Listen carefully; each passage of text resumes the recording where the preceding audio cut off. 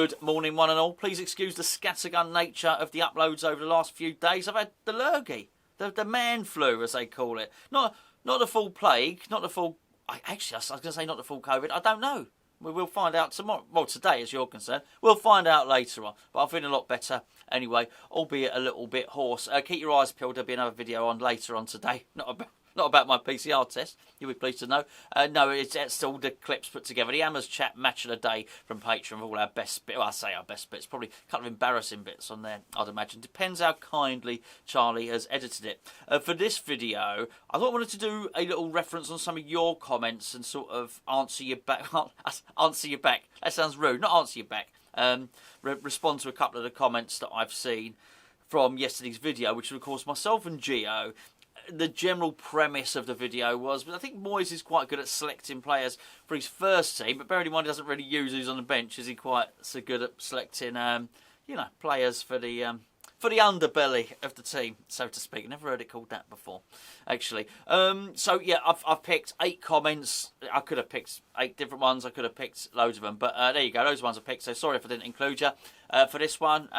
There's always a next time, isn't there? So they were very, very good comments. Actually, the really long ones I couldn't pick because I couldn't screenshot them all in one go. Anyway, there you go. Okay, so we'll start off with Colm Doran, who says... He says, well, we'll know soon enough what's happening. Personally, I like the look of Broja and Carvalho. What a pairing that would be. I hope the Barbosa rumour is false, because personally, I feel he doesn't fit our needs. Okay, firstly, yeah, the Broa. Do we call him Broja or Broa? Broa? I don't know. Whatever we call him, it doesn't matter. You know the one. He's loan at Southampton. And, of course, he's owned by Chelsea. Chelsea own most players, don't they? Let's be fair. I'd like him. I thought he was a complete pain in the arse, actually, when he played against us. Really did give our centre-halves a run around, that's for sure. And in fact, have we played against him twice? I think we might have done. Complete pain in the backside, basically. Really good player. Whether we'd get him, I don't know. I'm not even sure how that works. He's on loan to Southampton. Can we buy him off Chelsea and they pull him back out of Southampton? I guess they got a recall clause. I guess they could, but would they do it, bearing in mind, I mean, they've got issues, haven't they, at the moment, with Lukaku at the moment. So, look, I'm not so sure. I'd love him. I think he's actually perfect for West Ham. And someone else made a point in one of the other comments about how West Ham play, how we play, and we play a certain way, which makes it hard for us to recruit players.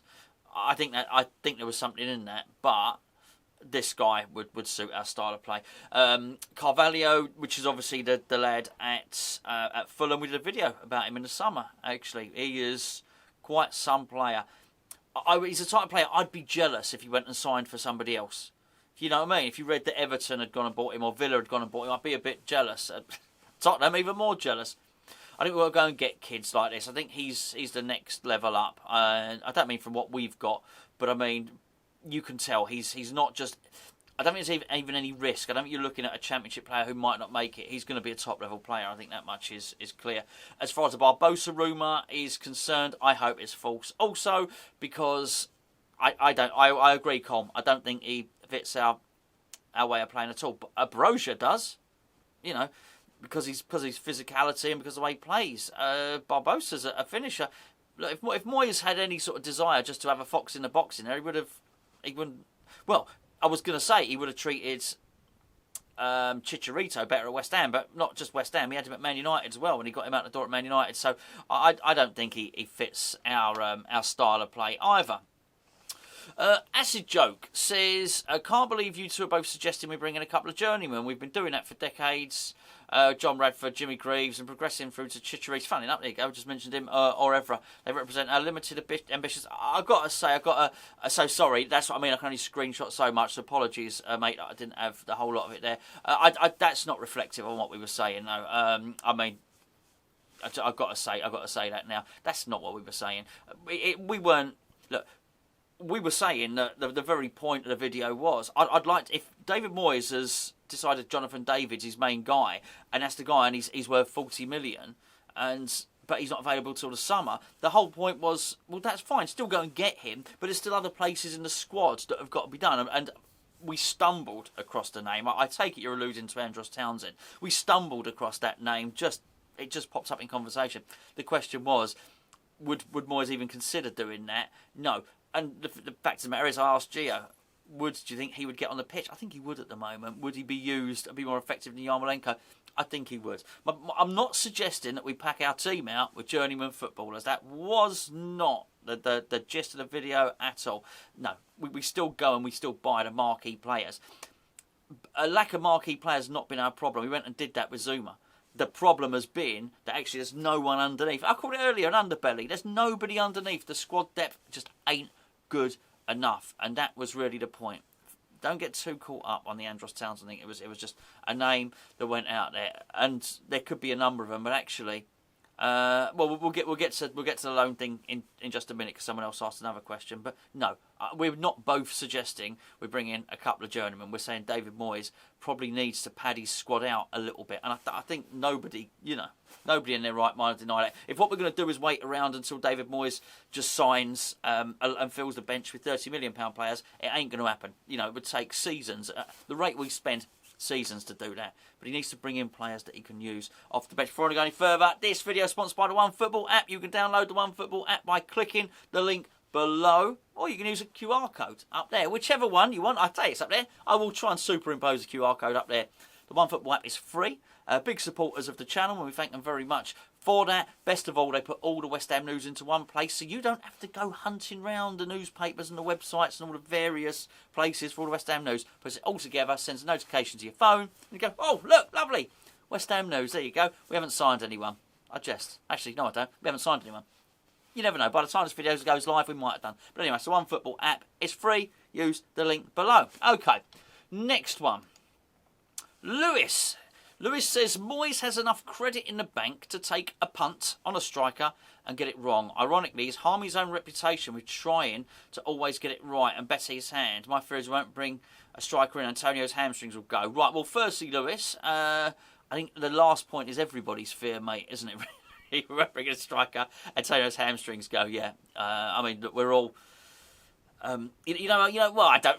Maybe it's not just me, but like when you were a kid, you used to watch Doctor Who because it was scary. My kids ain't scared by that stuff, but I was. So watch it from behind a sofa like this.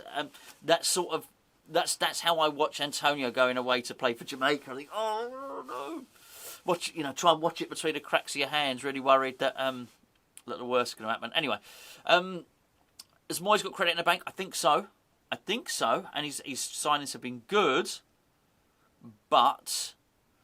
I mean the Vlasic one is that. I think that might have been the one they let go. I think that might have been his free pass, if you know what I mean.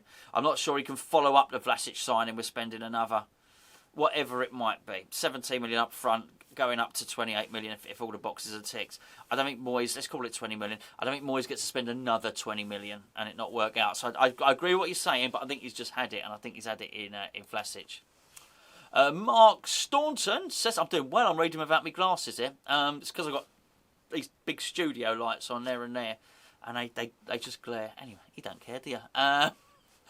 We've been waiting for so long to get some sort of European football, so for him to not go out and get the players we need, how are we going to pick a team on Thursday and then on Sunday? And then, basically, he's saying David Moyes should be going all out. That's what Mark's saying. I think this is the point, really, isn't it? We have waited for a long time to get some European football. I know we had it at the first season at the new stadium, but and we had it once before through Sam, didn't we? But that was because we weren't very naughty, which is strangely ironic that Sam Allardyce have the best behaved team in the league. But no, we didn't qualify on either occasion because we were one of the best teams in the division. Last year we were one of the best teams in the division, so I feel like we qualified for Europe on merit. And I agree with what Mark's saying. To wait for that long, get into European football, and then not arm yourself with enough players to compete is a little bit wrong. Actually, I think he possibly does have enough players to compete, but if he's going to take every other competition seriously, the FA Cup, the League Cup, Europe, and obviously the League, which he is, then we don't. If what he was going to do was actually, sort of throw the FA Cup, throw the League Cup, you'd sort of think, okay, you're going to stumble through with this. But he seems to want to take every competition seriously. He ain't got the squad to take every competition seriously. And that's really inherently the issue with it. Let's go. Daniel Da Costa So it feels like we are stuck in a never-ending cycle. We don't buy what we need in the summer, and then we're told we have to make do until January. The January window comes and goes, and we're told it's a bad time to do business. I think there's two parts to that, really, Daniel. I think that happens, and the other part of the cycle is we get told in January that there's money there available, and we're going to go and buy a striker. I think that's the cycle of it. I'm not sure. I don't think we're told massively that it's a bad time to do business. And when we are, I don't believe it. I'm talking about January here because we do business in January. Actually, I think that it's actually been a hallmark. It's just one of those things that it's a bit like 42 points for safety. You know, if enough people say it, you just sort of, oh, it must be true. It's not. I mean, I know we've suffered with getting relegated on a high points total before, but by and large, sort of 36, 37 points keeps you safe. By and large, we do bring players in January, and we have done for quite a while, you know, particularly under David Moyes and under these owners as well. So I don't pay too much attention to that, but I do agree that the cycle, I do agree with that, mate. John Athes says, if we don't improve the team in the next few days, we'll go backwards for the rest of the season and say goodbye to Rice and Bowen in the summer as a result. Yeah, I've got the impression the last few games, I particularly look at Rice, I think he probably thinks, I don't need to do this. He's got a big club mentality. He's got a top player mentality. He's one of the first names on the England team sheet. He doesn't need this. Bowen, to a lesser extent, but I take what you're saying, absolutely, John. My biggest issue is I want Moyes to know this. I don't want Moyes to get to the end of the season, not invest. And then see, the thing is, Declan can say, basically, well, okay, David Moyes can turn around and say to David Sullivan, don't sell Declan Rice, and David Sullivan can turn around and say, okay, fine, I won't. But then if Declan Rice turns around to Sullivan and says, sell me, and then Sullivan have to go back to Moyes and say, the lad wants to go, and then Declan Rice turns around to Moyes and says, I want to go, I want to leave. And if he cites one of the reasons is you're just not strengthening, and one of the reasons we haven't strengthened is because David Moyes won't spend the money, then David Moyes has really got no grounds for complaint on that. I don't think so anyway. So I think it is a risk. And what I don't want is it to be a surprise to Moyes that Rice and Bowen would want to leave if we don't show ambition. That should be no surprise to Moyes. I think David Moyes has learned an awful lot from... He was speaking the other day about working at Man United and being at the top of the tree in terms of sort of a super club sort of thing. But by the same token, he's also had experience of managing Everton. And when he's managed Everton, he should know that when you don't show the necessary ambition, the players will want to leave. There you go. So, a couple more, I think. Phil Kramer. I don't return to the era of panic buying a useless striker on deadline day. However, I think Moyes become paralysed by fear of wasting money. Yes. Same thing happened to Arsene Wenger. He said, I treat this money like it's my own. Well, it's not, though, is it? You know, that's the thing. It's a work budget. It's like anyone's work budget. It's you know, don't treat it like your own. Yes, by all means, try and get the best deal. Look, I used to be a bathroom fitter. I used to go and buy tiles for customers. Now, would I try and get the best deal for the customer? Yeah, I would go into the tile shop and I'd say, can you give me 5% off and that plus the trade discount? Fine, pass it on to the customer. Great, but I wouldn't get to the point and turn around and go back and the customer say, where's my bathroom? And say, well, I didn't quite like it, so I bought no tiles. So you don't have a bathroom. I mean, he's got to at some point get a striker. It shouldn't be panic. Nothing should be panic. Gio made the great point, yesterday about 2 years waiting for a striker. He can get somebody in on loan. And it's sort of going back to what Acid Joke said about journeyman or whatever. You don't have to spend, not suggesting spending all the money. Keep your made money. But get someone in on loan. Do something. Do something. Fucky. Southampton did it, didn't they? Wolves have done it. Okay, Mark says, surely we have two options. Pay well for the people we really want, number one. Number two, get a bargain near the end of the transfer window for the ones left. I get the feeling that Moyes will never outbid other teams. And he goes on, sorry, as I can only trim so much of those comments down. Yeah, I think there's another option, which I do think is get someone on loan. Actually, there's four options, which are your first two. Then get someone on loan, or number four, don't do anything. Moyes never getting outbid. Yeah, I do get the impression, but I'm not sure that is Moyes. I think that's a feature of Sullivan's deals. But well, Sullivan's not meant to be doing the deals now. It's meant to be Newman, right? So I don't know. That's an interesting one. Anyway, there you go. That's rounded it off a nice old 15 minutes, I think. So, well, I'll let you be the judge of whether it was nice or whether it was not so nice. Thanks ever so much for your comments. Really good sort of to read through them as well. It is a frustrating time. I get it. It really is. And the longer it goes, we've got a week left now, or just under a week by the time I publish this video. Yeah, you do get more and more worried. The rumour was yesterday we have bid a club record bid for a player. Now, look, you can either choose to believe it or not. I'm sure half of you will and half of you won't. But a club record bid is over 45 million. That's some player, right? I mean, that's a really good player. Anyway, it doesn't matter because they won't sell apparently. But come on, well, you know, we need to do something. It'd be really nice to do something. Anyway, it's not. Anyway, so those are your questions. Thank you very much indeed. I'll catch up with you later. It's international break, isn't it? So keep your fingers crossed. I'm behind the sofa, and let's all metaphorically speaking, hold hands and sort of hope and pray that Mikel Antonio doesn't get injured.